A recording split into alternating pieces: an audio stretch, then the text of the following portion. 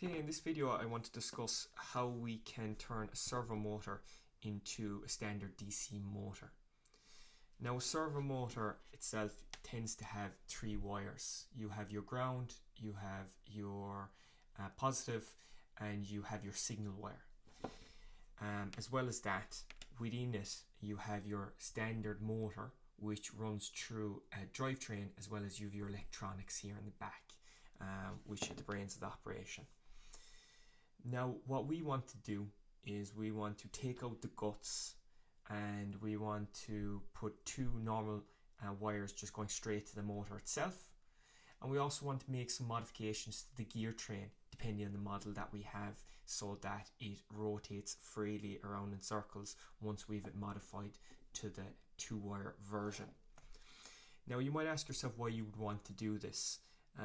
Usually you do this because you don't really want the functionality for the positioning of the servo motor. You just want the use of the gearbox, because these tend to have a fairly well built gearbox which decreases a large rotational speed to a high torque and low rotational speed. And this can be very good for driving something like a sumo bot, where you might want a lot of rotational power rather than speed, so that you can push your opponent off of the ring itself.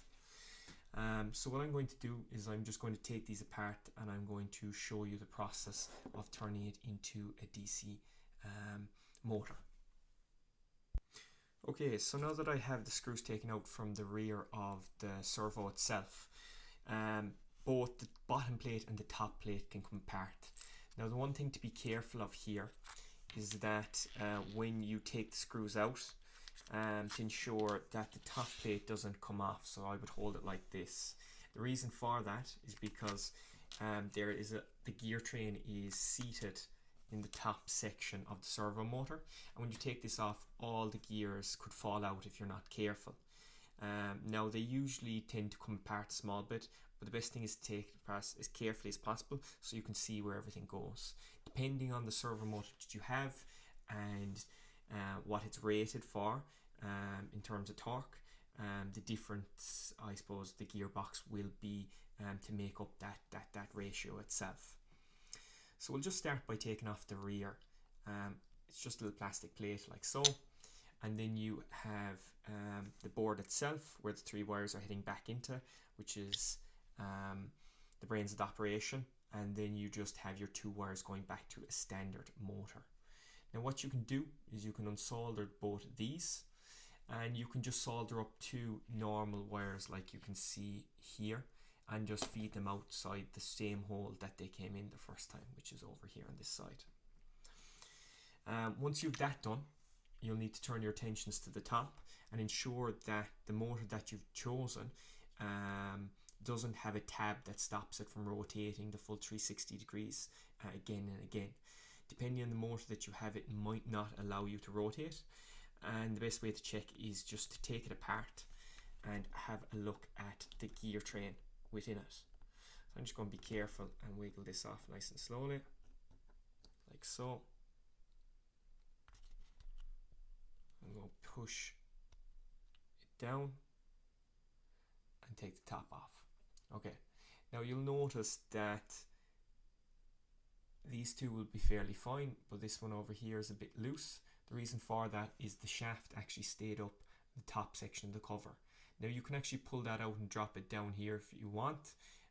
It is loose, so just be careful that you don't lose it. You'll also notice that there'll be a lot of grease down in the gearbox, and that's just to prevent the gears from wearing over time.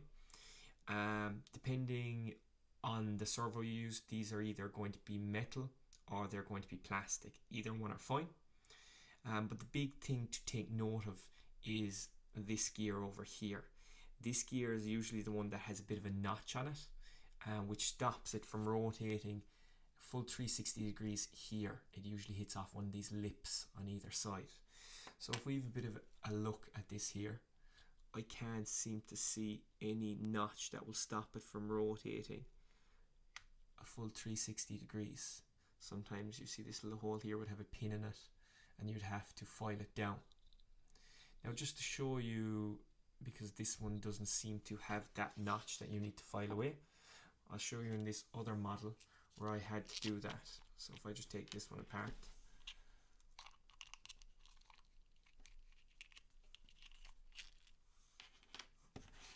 like so, you can see that I have these two wires soldered on here and out the back, like what I'm going to do with this one. And I can take off the top, being careful again of the gears. A bit different this time, you can see it's plastic. But if you notice, if this focuses, that there's a little notch here that I've actually filed out. So just right here, I've just filed it out. And what that notch used to do, it used to engage with one of these bumps here, this one here and this one here, and stopped it from rotating the full 360 degrees. So I just filed that down and then ensured that there was clearance. So when I put it on, I rotated it by hand at the top. Now it's a bit stiff, so you have to give it a good bit of pressure. And it rotated freely so that I knew that that was okay. Now, for whatever reason, after doing that and wiring this up, you can hear the motor whining but nothing rotating. It's usually because you have the gears put back together inappropriately, or you haven't this notch filed down far enough if it is there on the model servo motor that you're using. But once you have it complete, like I had with this one, you can slot it back together like so. You can get the rear cap, place that back on.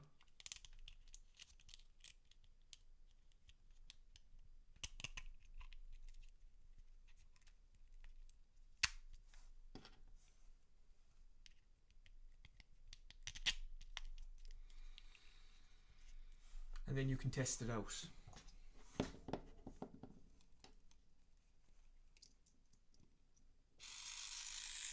so. And you can see the shaft there is rotating. If it works like that, you're flying. If it's making noise, just go back, have a look at your gear tray, ensure that's put together properly, ensure that your notch is filed down far enough, and check your connections if you're having any other issues. But that's how you turn a servo into a DC motor.